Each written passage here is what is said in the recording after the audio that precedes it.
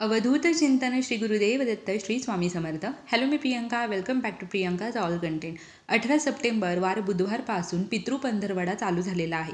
या पितृपक्षामध्ये आपल्या पित्रांसाठी सेवा केल्या जातात.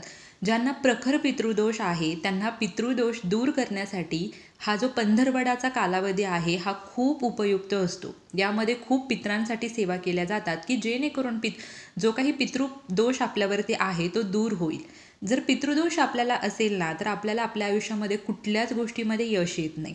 तुमचं लग्न होत नाही, कर्ज असतं, संतती न होणं, त्याचप्रमाणे आजार पण सतत घरामध्ये चालू असतं, सतत घरामध्ये वादविवाद होणं, मुलं ऐकत नाहीत, हट्टीपणा करतात, चिडचिड करतात, व्यवस्थित खात नाहीत, अमावास्या पौर्णिमा जवळ आली की सतत घरामध्ये कटकटी होतात, वादविवाद वाढतात आणि ते खूप प्रचंड असा त्याचा जो जोर असतो तो वाढला जातो. खूप साऱ्या गोष्टींना आपल्याला जर पितृदोष असेल ना तर सामना करावा लागत असतो. अपघात होणं, अशा अनेक गोष्टी असतात.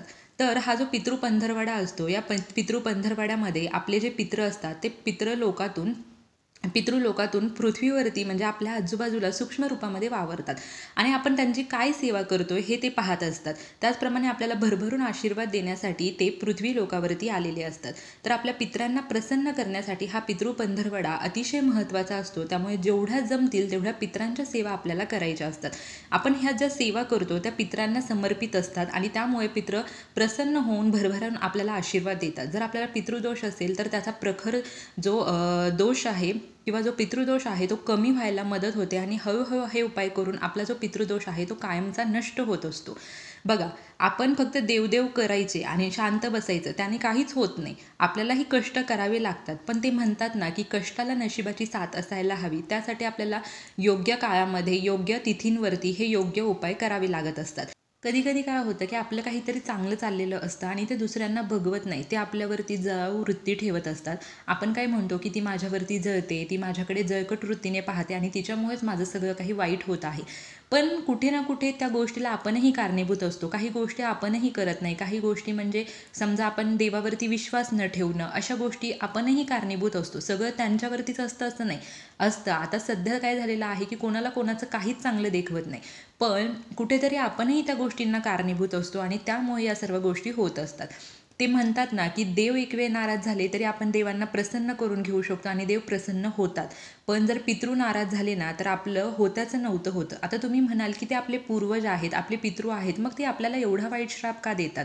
पण कसं असतं ना, आपण आपलं सगळं जे काही चांगलं झाले किंवा जे काही चांगलं चालले ना ते त्यांच्या आशीर्वादामुळे आहे हे आपण कायमचं विसरून जातो.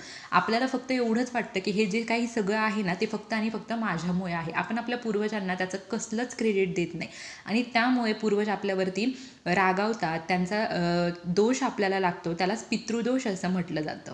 तर आजच्या या व्हिडिओमध्ये आपल्याला दही भाताचा उपाय करायचा आहे. हा उपाय तुम्हाला जमेल तेव्हा करा किंवा जर जमलं तर या पितृपंधरवड्यामध्ये रोज 15 दिवस तुम्ही हा उपाय करा. बघा, तुमचा प्रखर पितृदोष असेल ना तरी तो नष्ट होईल आणि पित्रांचा भरभरून तुम्हाला आशीर्वाद मिळेल. आपण काय करतो की आपले पूर्वज जे गेलेले आहेत त्यांच्या प्रॉपर्टीसाठी आपण भांडत असतो की मला ही प्रॉपर्टी हवी आहे, त्याच्यासाठी आपण नाही ते गोष्टी करतो. पण आपले जे पूर्वज होऊन गेले त्यांच्यासाठी, त्यांच्या सेवा करण्यासाठी आपण काहीच करत नाही, आपण विसरून जातो. फक्त त्यांच्या प्रॉपर्टीवर आपण हक्क दाखवतो. जसं आपण त्यांच्या प्रॉपर्टीवर हक्क दाखवतो ना तसं त्यांच्याही आपल्याकडून काहीतरी अपेक्षा असतात आणि त्यांच्या ज्या अपेक्षा असतात ना त्या अगदी स्वच्छ मनाच्या असतात. त्यांना फक्त सेवा हवी असते आणि त्यांचं स्मरण आपल्याला राहायला हवं एवढंच त्यांची फक्त निर्मळ अशी भावना असते. तर आपल्याला हा दही भाताचा उपाय कसा करायचा आहे आणि काय त्याची प्रोसेस आहे हे जाणून घेणार आहोत. त्यापूर्वी जर तुम्ही चॅनलवरती नवीन असाल तर चॅनलला जरूर सबस्क्राईब करा. कमेंटमध्ये ओम पितृदेवाय नमः हे लिहायला विसरू नका.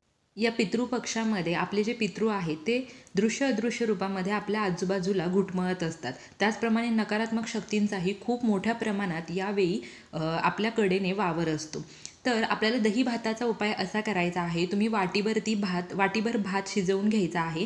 तुम्हाला हे जे आधी काय करा, तुम्ही सगळ्यात आधी तांदूळ घ्या, एक मूठभर तांदूळ घ्या. ते तांदूळ स्वच्छ घ्यायचे आहेत, म्हणजे कसले किडके तुटलेले फुटलेले किंवा त्याच्यामध्ये कचरा असं काही नाही. चांगले व्यवस्थित तांदूळ जसं आपण भात करताना निसून घेतो तसे निसून घ्या. त्यानंतर हे तांदूळ तुम्हाला धुवायचे नाही आहे, डायरेक्टली पाण्यामध्ये टाकून हा भात शिजवून घ्यायचा आहे आणि मीठही त्याच्यामध्ये टाकायचं नाही आहे. भात शिजल्यानंतर तो थोडासा थंड होऊ द्या. त्यानंतर तुम्ही एखाद्या द्रोणमध्ये किंवा पत्रावळीमध्ये किंवा एखाद्या वाटीमध्ये किंवा डिशमध्ये किंवा तुम्हाला जसं शक्य होईल तसं पेपरवरती, केळीच्या पानावरती हा भात घ्यायचा आहे. त्याच्यावरती 1 किंवा 2 चमचे तुम्हाला दही घ्यायचं आहे. दही थोडंसं आंबट असावं, नसेल आंबट तरीही चालेल, फक्त दही त्याच्यावरती घ्या. चांगला भात तुम्हाला मिक्स करायचा आहे. आणि समजा तुम्ही तुमच्या घराच्या आजूबाजूला जिथे कुठे पक्ष्यांचा वावर असेल, तुमच्या घरांच्या भिंती असतील, खिडकी असेल, टेरिस असेल, गॅलरी असतील किंवा मग फ्लॅटमध्ये असाल तर वरती टेरिसवरती ठेवा किंवा पुढे पोर्चला ठेवा, गॅलरीमध्ये ठेवा, आणि किंवा तुमच्या आजूबाजूला कुठे जर गार्डन असेल तर तिथे ठेवा. जिथे कुठे पक्षी येतात त्या ठिकाणी तुम्हाला हे दही भात ठेवायचं आहे. त्या दही भाताच्या वाटीला जे काही तुम्ही ठेवलं आहे त्याला हळदी कुंकू अक्षता लावायच्या आहेत आणि नमस्कार करून प्रार्थना करायची आहे. पितरांना प्रार्थना करायची आहे की मी तुमच्या स्मरणार्थ हा दही भात ठेवलेला आहे.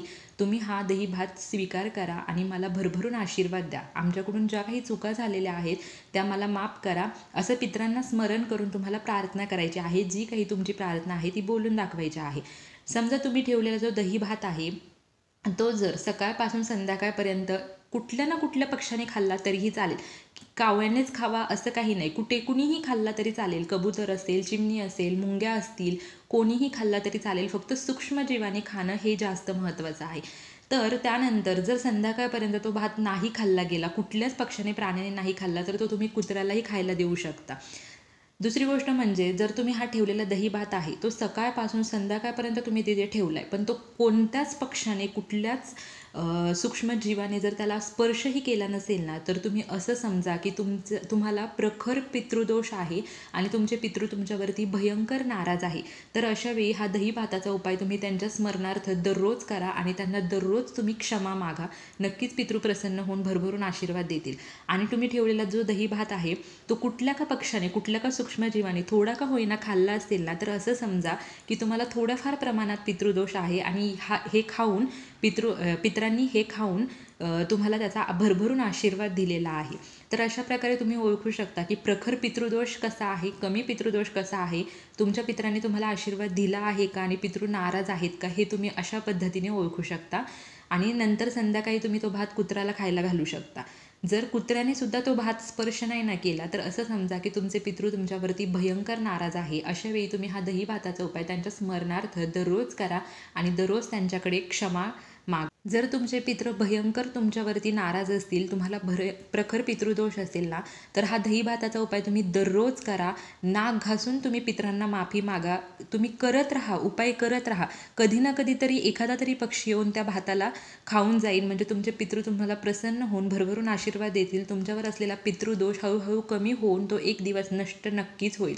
जर तुमचा पितृदोष निघून गेला ना, तर तुमच्या घरामध्ये सुख, शांती, समृद्धी नांदेल. ज्या कटकटी होत आहेत, भांडणं होत आहेत ते थांबतील, मुलांची प्रगती होईल, लग्न जमत नसतील तर लग्न जमतील, संतती होत नसेल तर संतती होईल, कर्ज असेल तर कर्ज फेडण्यासाठी तुम्हाला मार्ग मिळतील, पैशांच्या काही संबंधित रिलेटेड ज्या काही समस्या आहेत, आर्थिक समस्या, त्या समस्येतून तुमची मुक्तता होईल. ज्या संकटातून तुम्ही चाललाय त्या संकटापासून तुमची सुटका होईल आणि तुमच्या इच्छित मनोकामना पूर्ण होतील.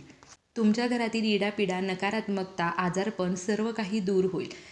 या पितृपक्षामध्ये जर तुमच्या दारावरती कोणी आलं, एखादं मुकं जनावर आलं तर त्याला तुम्ही खायला द्या, पाणी पाजा, किंवा जर कोणी तुम्हाला काही मागायला आलं तर त्यांना तुम्ही काही पण द्या तुमच्या यथाशक्तीनुसार. तुम्ही असं नाही की पैसेच द्या, तुम्ही त्यांना एक ग्लासभर पाणी द्या, एखादी चपाती द्या, जेवण करायला द्या. एवढं जरी केलं ना तरी खूप झालं. तुम्हाला माहिती आहे का, पितृपक्षामध्ये दान करण्याला विशेष महत्त्व आहे. त्यामुळे जे कोणी घरी येईल ना तर त्यांना तुम्हाला जसं तुमच्या यथाशक्तीनुसार जमेल तसं तुम्ही त्यांना खायला नक्की द्या. कोणालाही उपाशी लावू नका.